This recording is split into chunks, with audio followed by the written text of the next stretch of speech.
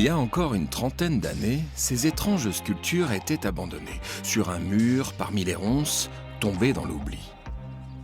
Aujourd'hui, elles éclatent au grand jour, œuvre de François Michaud, tailleur de pierre au XIXe siècle.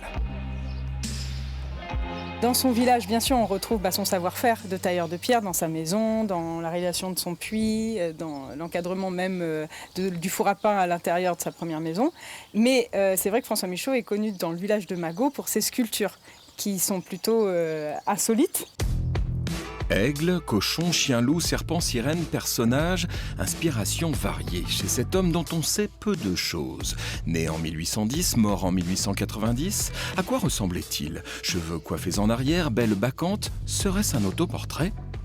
On a eu quelques archives récemment qui montraient en fait la carte de combattant du petit-fils de François Michaud et il y a une ressemblance flagrante. Donc effectivement, on pourrait prétendre que oui, c'est un autoportrait du sculpteur parce qu'on n'a aucune photo de lui. Donc je pense aussi que ça nous ferait une image du sculpteur avec une jolie moustache. Des œuvres qui défient le temps, sculptées dans le granit de cette terre. C'est une pierre extrêmement dure, c'est une des roches d'ailleurs les plus dures. C'est aussi pour ça qu'on l'utilisait sur les habitations, parce qu'on était sûr que ça allait perdurer dans le temps.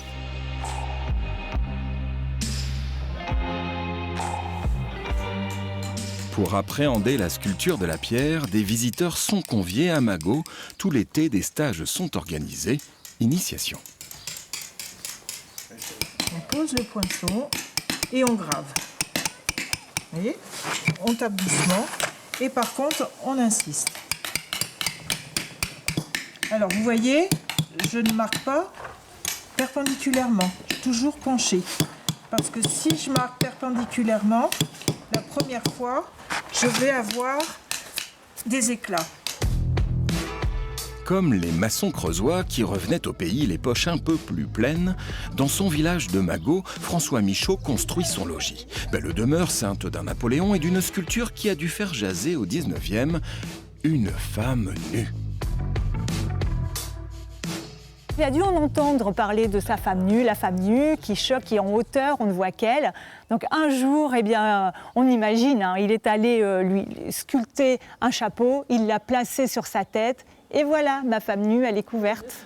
N'était-il pas quelque peu anticlérical, ce François Michaud, à en juger par cette chimère bien pourvue, mélange chien-cochon tel un cerbère gardant l'entrée de la maison?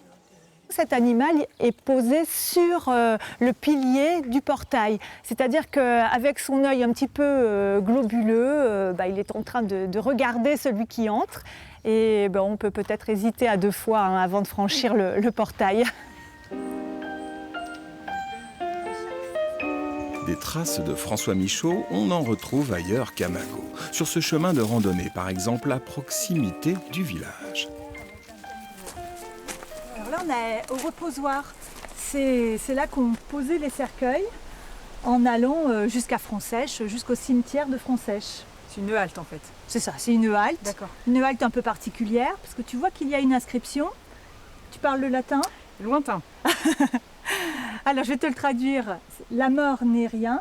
Après la mort, il n'y a rien. Provocateur.